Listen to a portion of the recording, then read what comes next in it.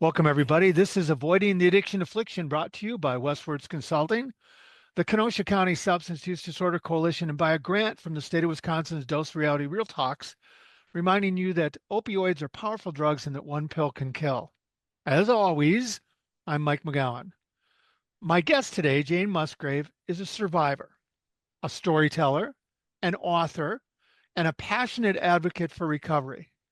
Growing up on the outskirts of Brisbane, Australia, she endured a troubled childhood that led her to seek escape in, yeah, you guessed it, alcohol.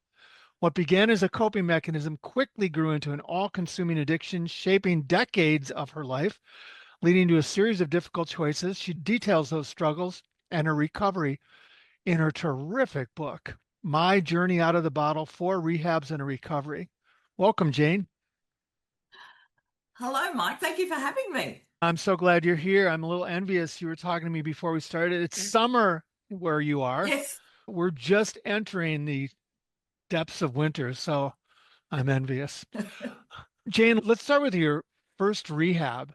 You because you told the intake person when they always take a history, and you said, "Yeah, I've Yes. been drinking every day for 30 years." Whoa. Yeah. When did you start? That's a long time.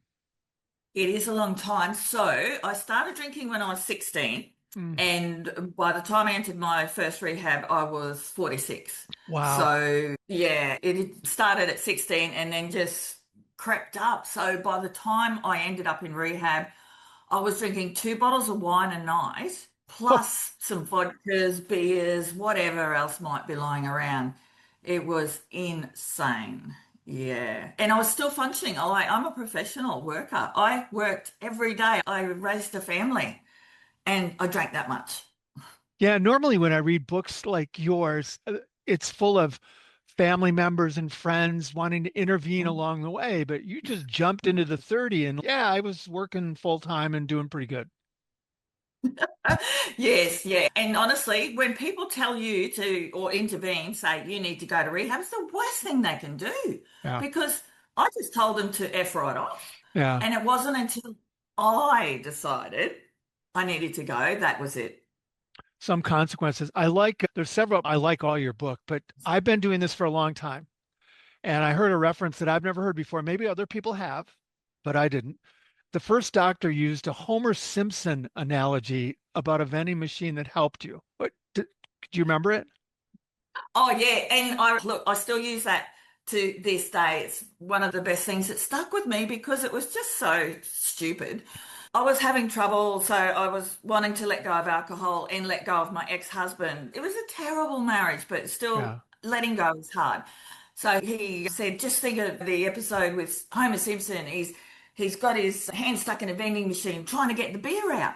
And he just can't get it. So they get the fire brigade, they get Mo from the bar, they just got everyone, and he's going, I can't get it out, I can't get it out. And they said, Mo, in the end, says, Homer, just let it go. And he let it go and he got his hand out. And I went, oh, that is genius. It's so simple. Just It let it go. it's so good. It's like you're holding on to that which is making you sick, right? Yeah, and it's hurting you. So Yeah. now when I get myself into situations like that again, I just say, oh, Homer, let it go. Yeah. Since your book is titled Four Rehabs and Recovery, I was almost certain that this wasn't going to be it. But you were very optimistic after your first rehab. And you said, Jane, you said what a lot of people say, I'm Mm. never going back. Oh, absolutely. And I wrote that in my journal. I only started journaling in rehab. And I was so humiliated to be there. It was like the end of my Yeah. life. Yeah. I was devastated that I would end up in rehab. That only happens in movies, not to me. And I just thought I will never put myself in this situation again. And I was dead serious. And that thought in my head kept me going for 3 years. I just did not drink Yeah. until one stupid moment came a bit later. I love that moment because life is fraught with temptations and triggers. And you detail Mhm. some of them. Your son's wedding, right? The deaths of people close to you, work events, as you title in one chapter, romance disasters. But Oh, Jane, your first relapse, Was where? At an airport, an international airport. I was going on holiday with my mum, and hadn't had a drink for 3 years, and had the death of my ex-husband just before my son's wedding, and that was totally traumatic. But I didn't want to drink. So I thought, oh my God, I must be cured. I thought, I'm going to taste a bit of alcohol because they're like, here, try this. And I took it, and my mum looked at me and she went, Jane, you can't do that. I said, oh, of course I can. I'm fine. But that was the start of something dreadful. And yeah, that's all it took was me thinking I'm cured and taking that. It was only like a little tiny sip, Yep. but that's all it took. And then you decided to continue. And it's amazing how the brain can con us, right? Because you talk about Mm. your next time was that you drank was on after what, a helicopter ride on a plateau in the Grand Canyon. I deserve a champagne. Or what was it, champagne? I don't remember what Absolutely. it was. It was champagne, but it was the world working against me because I had ordered sparkling water because you had to order the night before a picnic basket so they could pack. So Mum and I would chop it into the canyon, and I've got the picnic basket out and I've opened it up, and there's 4 bottles of little tiny bottles of champagne. I went, oh no. And then I thought, oh, hang on, I'm cured. I had that drink at the airport. I'm fine.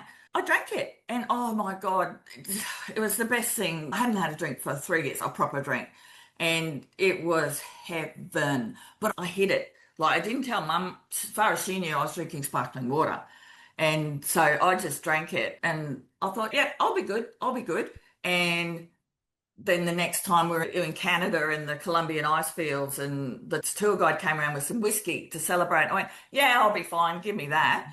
And then by the end of that trip, yeah, I was drinking way too much. I drink every second day. And within 6 months, I was in full blown relapse. 2 bottles of wine a night. Didn't Not, take much. nothing like a visit to North America. Yeah. And so now you're off to the races again, right? And your recovery's on the back burner. Oh, yes. So I'm 3 years, 3 months, and about 20 days sober. Yeah. And I'm in the mindset now, I will never drink again. And I know I won't because I've written the book. I can't. Yeah. I'm being held Right. accountable, but I don't want to. You mix in your addiction to alcohol along with some fairly interesting relationships. You call them relationship disasters. You reference your first husband. He committed suicide, did he? Yes, yeah, he did 9 years ago now. And like our marriage, like we were both alcoholics. He was a gambling addict also. So they're the only things we had in common. We were married for 20 years, a beautiful son. I've got grandchildren now. But that marriage was, yeah, it was doomed from the Yeah. start. Yeah. But I'm an empath and I wanted it to work. That's why I was brought up. You get married, that's it. But everything it just didn't. Then a lot of mental abuse, then the physical abuse came, and that's when I just said, no, I'm out. And it does take a long time to get out. And people say, oh, just leave. It's not that Mm-mm. easy. I've got a son to think of. I had to get myself promoted to a place where I could afford to support him. So it's a long journey. And unfortunately for him, he couldn't give up the alcohol or the gambling and eventually did take his own life. That's how bad it gets. Even experiencing that, that wasn't the last dysfunctional relationship you had, though. You got into No, another one. no. I know. Oh, how stupid am I? I'd like, so after that, I got into a romance scam. So on the internet, Oh, that's right. and oh, it's just, you're so desperate to be loved, to be honest. That was my story. And I basically paid a man to love me. But then I think, well, he didn't love me. He was scamming me. It was hard. And I lost $40,000, which was a lot to me. So I was still in debt from my marriage. And that didn't even cause me to drink. I was sober the whole time. I think it would have been excusable if I was drunk, but I wasn't. I was sober. And I got myself out of that, rebuilt again, then got into another bad relationship. And yeah, that has ended very badly also. But Yeah. now I found out why. And go ahead, because Oh, where it comes back to my childhood and, abandonment issues from troubles I had with my parents. But I knew I had trouble, but it didn't occur to me that's why I was latching onto people that are bad for me because they showed me attention.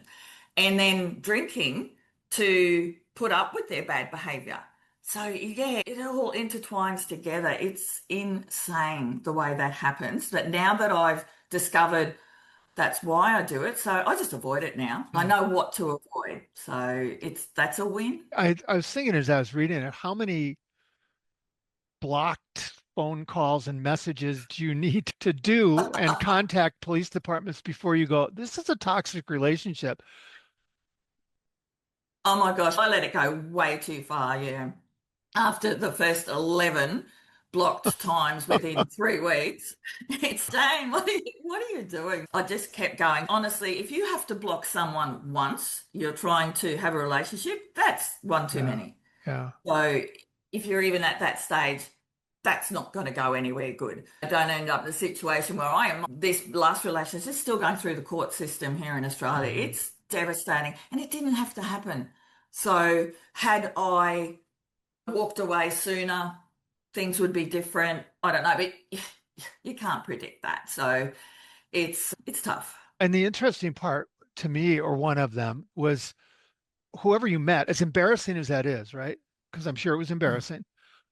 When you would meet somebody in a rehab or the police department or the court system, they were nonplussed by it. They're like, "Oh yeah, this happens all the time. People Oh, people take yes. people back who are bad for them all the time." And you begin to think Oh, it's normal.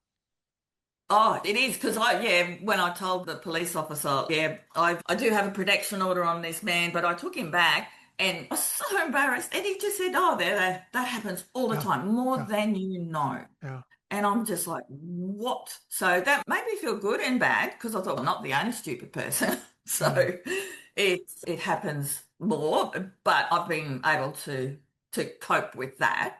But a lot of people don't, and they're still turning to alcohol. I want to go back to your mom for a minute, if that's okay. Because Oh, sure. when I was reading it, it's almost like you had two moms, right? If that's all right to Yeah. say, the one who took Oh, off that's and gave you the abandonment issues, and the one who, for the bulk of your adult life, has been pretty supportive of your recovery. Oh, yeah, she has been my rock, honestly. Without her, I don't think I'd be where I am. She's never given up on me. She's been stern with me. She's given me the tough love, even though I didn't want it. I'll admit she was the first one to say, Jane, you need to go to rehab, and she was the one I told to F off. So, but she planted that seed. And it wasn't until years later that I did end up in that rehab.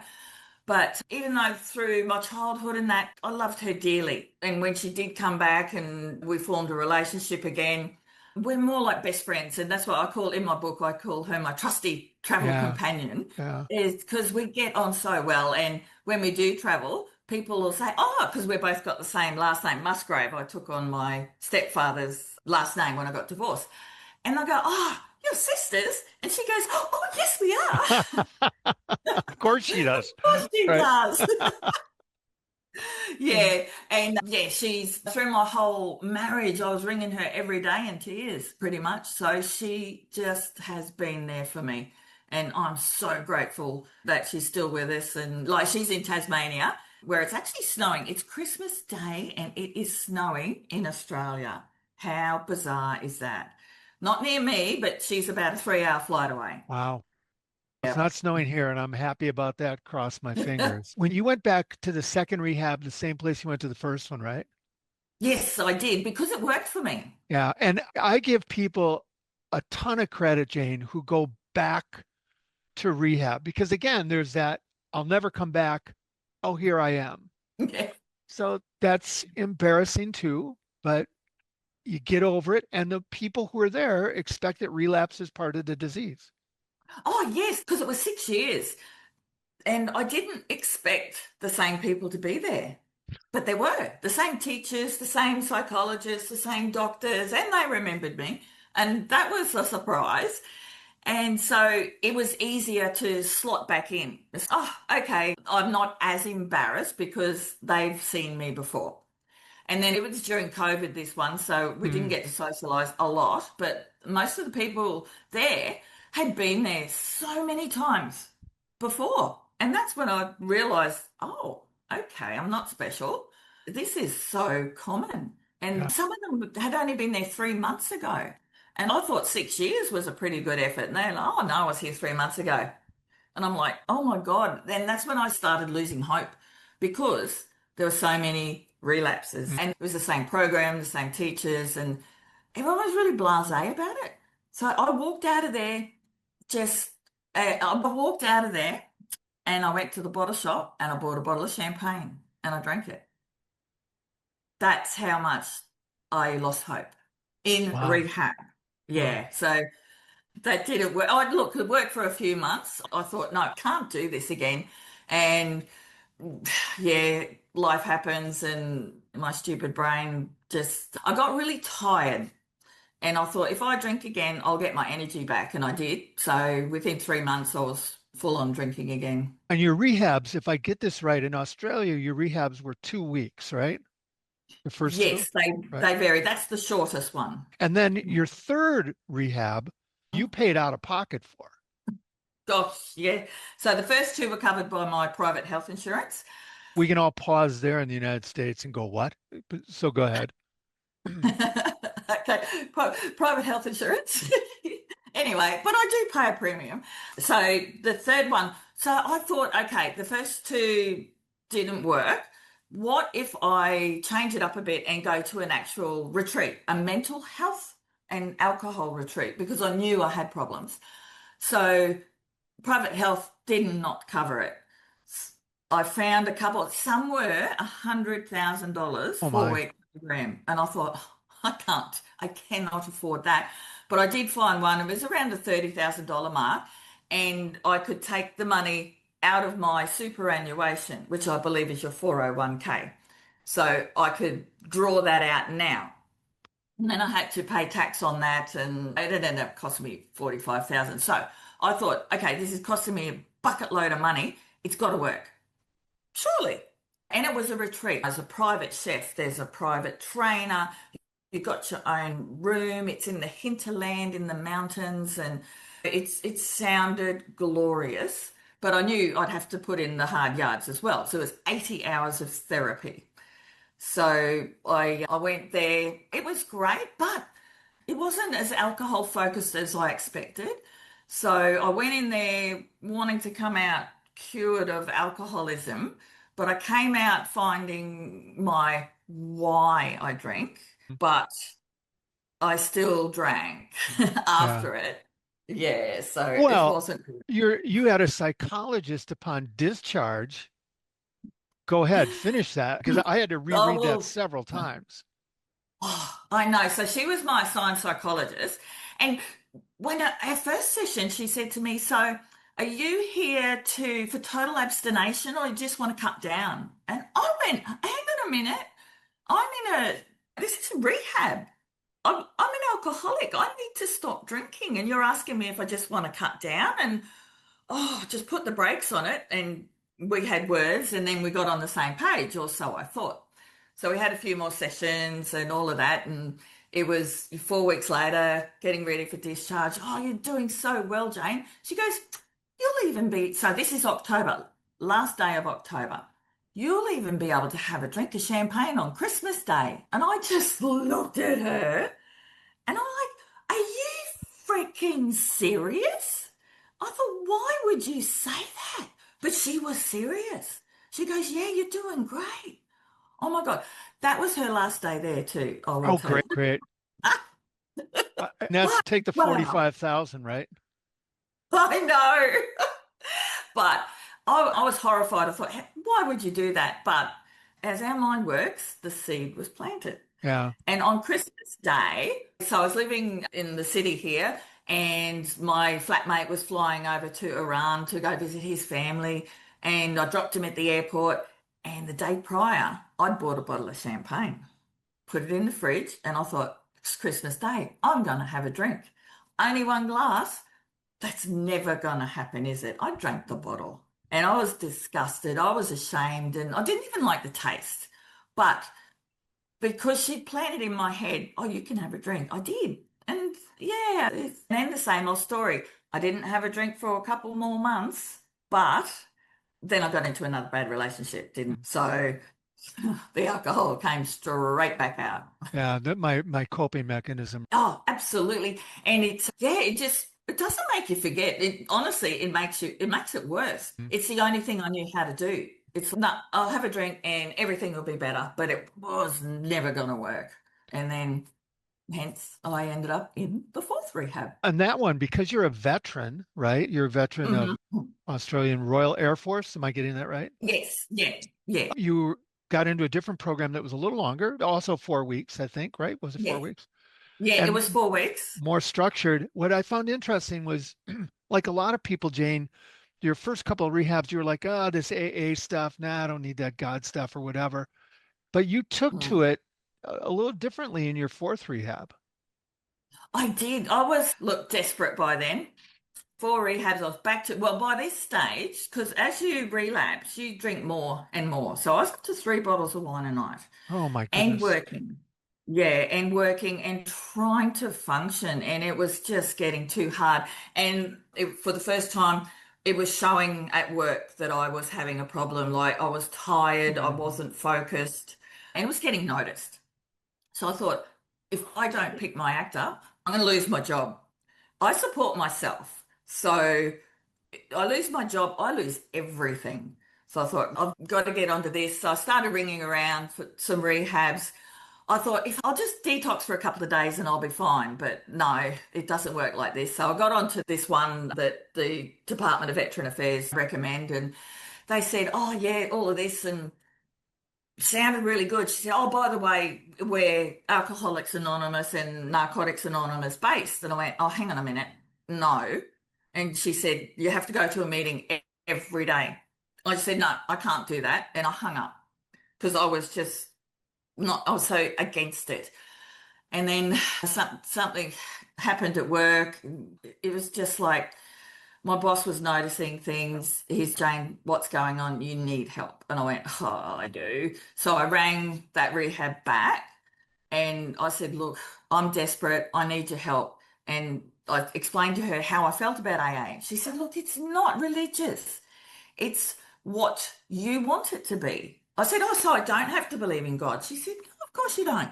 She said, you believe whatever you want to believe. So I went, oh. So I find the ocean calming. So I said, so I could make my belief the ocean. She said, yep. I went, book me in. Within 4 days, I was in that rehab. And I went in with the mindset of, if I don't succeed, I'm going to die.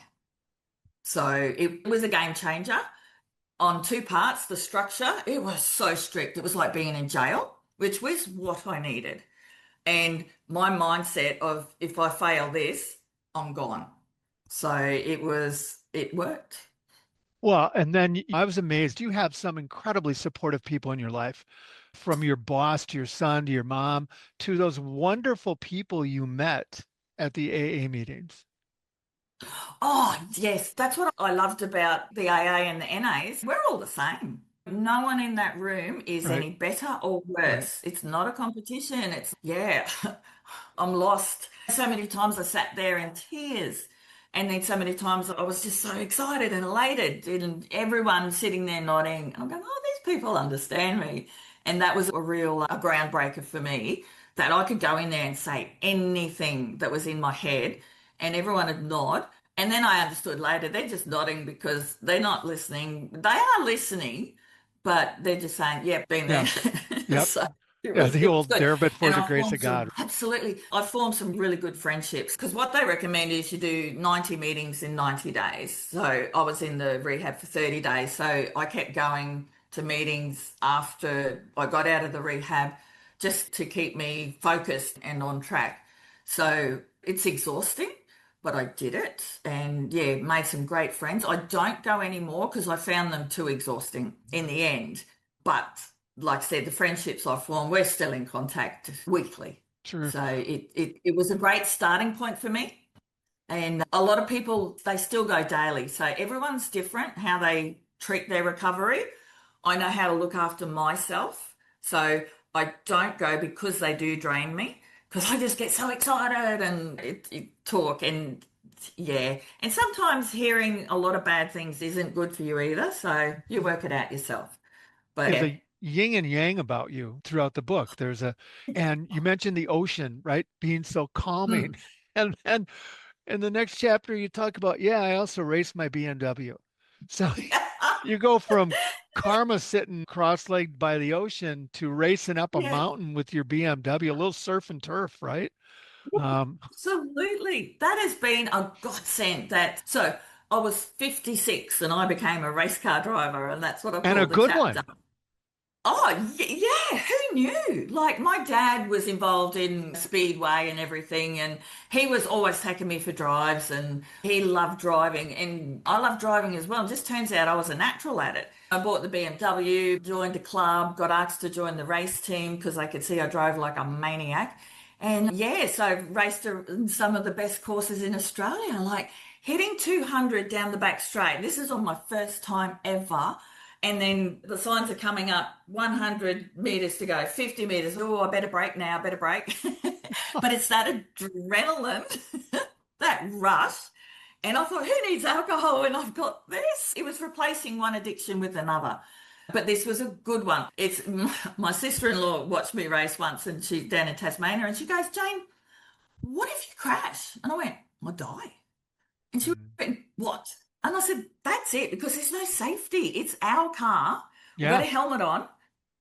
We've got a helmet and a fire extinguisher in the car in case we catch on fire. That's it. No roll cages, nothing. And I think that's what just draws me to it is that you're taking your own life into your hands. There's none of this rescue crew. It's over. So that adrenaline just excites me. And then I'll go to the ocean and calm myself down. I like that because to find things that occupy both of you, to take the place of the Mm. adrenaline and then to Yeah. take the things to calm you down because you used alcohol for both, right? Oh, absolutely. Yeah. And another good thing about the car racing is you can't drink and drive. You're not supposed to. Not So, supposed to. yeah, That's right. That's a no-brainer. Yeah, great. Go and kill yourself, but don't hurt anyone else. So you yeah. cannot have alcohol in your system. So that's a really good incentive to stay off is, Jane, if you had a drink, you can't race your car ever again. That's the rules I would put on Mm, myself. Yeah. There's no way I was going to stop racing. I have for a moment yeah. Your while I wrote the bestie, book. you have a line, your bestie said, and I'm going to read this so I can get it right. She told you, people are drawn to you, Jane. They listen to you. Is your book a way of paying that forward? To reach out? Absolutely. Yes. Yeah. And I thought, look, the best way, because I want to help people, this is my life's purpose. And that's what I found in Tasmania, because I'm still so lost. I'm going to be 60 in 2 months' time. And I'm thinking, what am I doing? So I found in Tasmania, okay, Jane, you're sober. You need to help people get what you've got the easy way because it took me 8 years before I finally got sober. And I thought, God, I wish I'd known so many things that I've had to learn along the way. And it wouldn't have taken me so long. So I thought, my bestie said that. Now, I've known her since primary school. So we've known each other for 50 years. And she just, when she said that to me, I thought, do you know what? You're right, because we leave rehab and everyone's, Jane, I want to come to your place. Jane, I want to come and live with you. And I'm going, but you can ring me, please. I Mm, thought, hang on a minute. People respect me. They want to hear what I've got to say. So I thought, oh, there's something in this. This is how I can help. It was all put together. Okay, I need to write a book, but how? What do I write? What? And I thought, why not just tell the truth? There's the things in the book I've never told anyone. My mum didn't know. She's yeah. read it and she's gone, oh my God, Jane, I didn't know it was that bad. I said, of course you didn't. I wasn't going to tell you. And there's things, and there's a lot of things that I still haven't written I can write that are worse than that. This is not bad. It's a tragic but inspiring story, I call it. But it was my way of showing people, hey, you're not the only one. You're not alone. And I knew people would relate to this. So I released the book in October. I've probably sold 300 copies. And would you believe 80% of them are in the States? I So believe that. yeah, it's amazing. And I love that I'm helping people globally. It's incredible, but I know they'll relate to the book, whether it's the alcohol, the domestic violence, the Yes. mental health. Like Yes. I suffer depression and I'm medicated. That's fortunate. So if you think you are, get help. It's not well, I used to be embarrassed to ask for help. Now I'm not. So I want to show the people, don't be embarrassed, ask for help and take the stigma away from alcoholism. It's an addiction. It's a horrible drug and it's so freely available. And that's not going to change. But you need to be aware that if you are in trouble, there's a way out. So that's Uh, my way of helping people. I love it. I hope we can help with that. We have a lot of therapists who listen to this podcast as well. And well, back when I was doing that, I could have easily seen just giving your book out to people because, Mm. as you said, there's so much with the alcohol, the good and bad messages you got in the therapy sessions, right? The domestic violence, the tie into mental health, the family of origin issues, there's a lot in there. And I think shame keeps a lot of people from asking for help, and you overcame that as well. Oh, yes, yeah. And like I any question someone will ask me, I won't dodge it. I will tell you the truth, even if I'm ashamed. Oh my gosh, when I was on my 3 year bender, there's a chapter called Mhm. Yeah. where I just went out and drank stupidly for 3 years. I was in my 50s and I was clubbing every night. And but I got to a stage where I was catching the bus home. I'd fall out of the bus. I'd Mm. rip my arms open, rip my knees open, and I didn't care. So it just got to that stage where I was losing all my self-esteem. Yeah, and that's just something alcohol does. And I'm not ashamed to talk about that now. I used to be. I wouldn't tell anyone, oh yeah, I fell out of the bus. I said, oh no, I tripped over, I was walking the dog. No, I was drunk, I fell out of the bus. So you've got to get so comfortable with yourself that you can say these things. And God, it's freeing. I feel so free. Never felt this free in my life. I love it. Thank you for your book. Thank you for sharing your story with us. I'd encourage all of you listening and watching to go out and get it. We have links, as you all know, to Amazon, to your book, and to Jane's Yep. stuff. Anytime we can talk to you, Jane, you just let us know. It's great.